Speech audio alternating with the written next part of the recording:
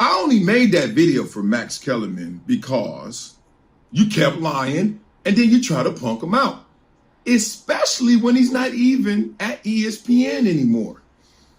He's not even on the network anymore. And you still had the audacity to go on Joe Budden's podcast and flex on him.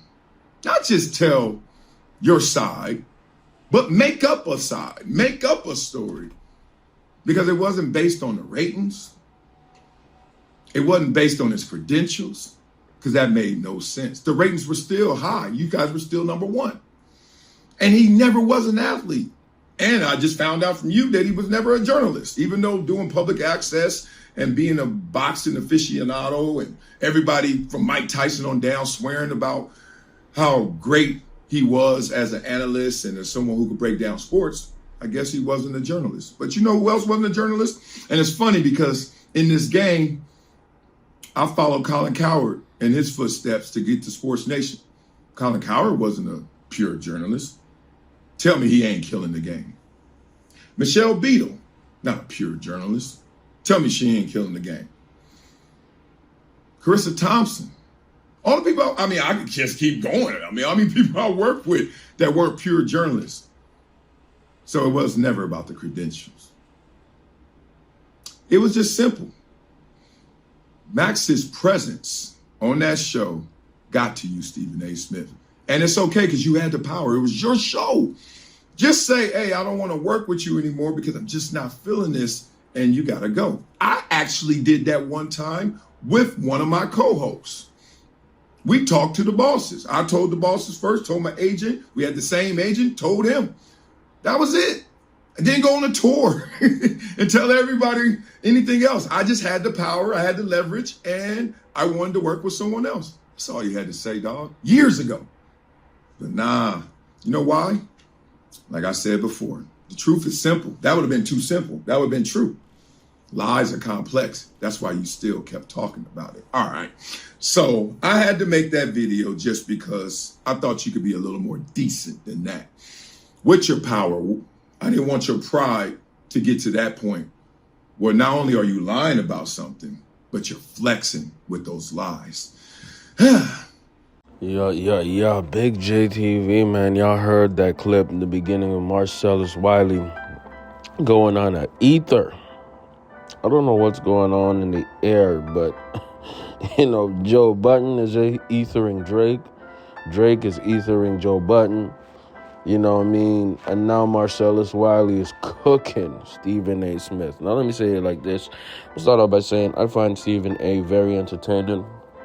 I'm a fan of Stephen A. I recently became a fan of Marcellus Wiley, watching him outside of, the mainstream, meaning his YouTube channel. I think Marcellus Wiley should be on television, but I think Marcellus Wiley should also be on YouTube as a platform because he's a very, very talented dude.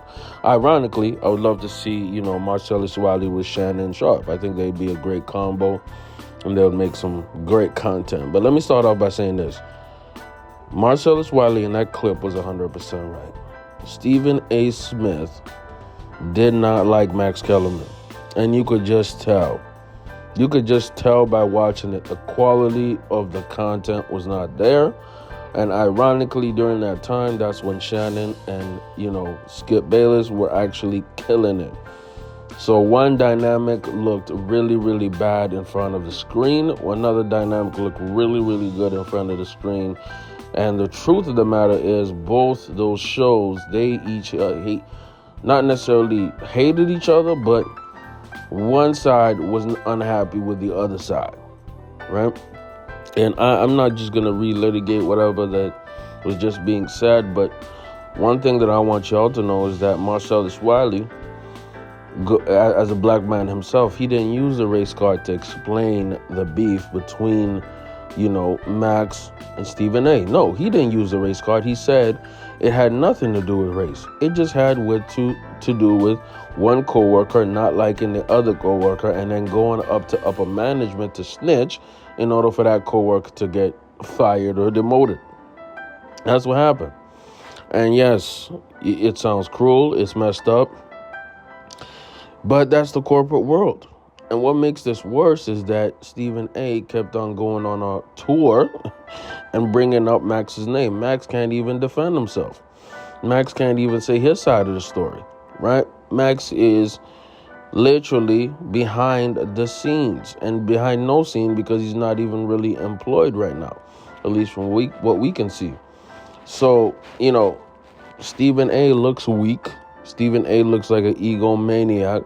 And Stephen A. looks like a dude who will literally stomp on anyone to get to his, goals, right? And his goals literally was to take over and run First Take. That's just how I see it. You know what I mean? Now, for me, I say that the fact that Stephen A. is willing to do this to an ex-co-host, I think, Shannon better watch out.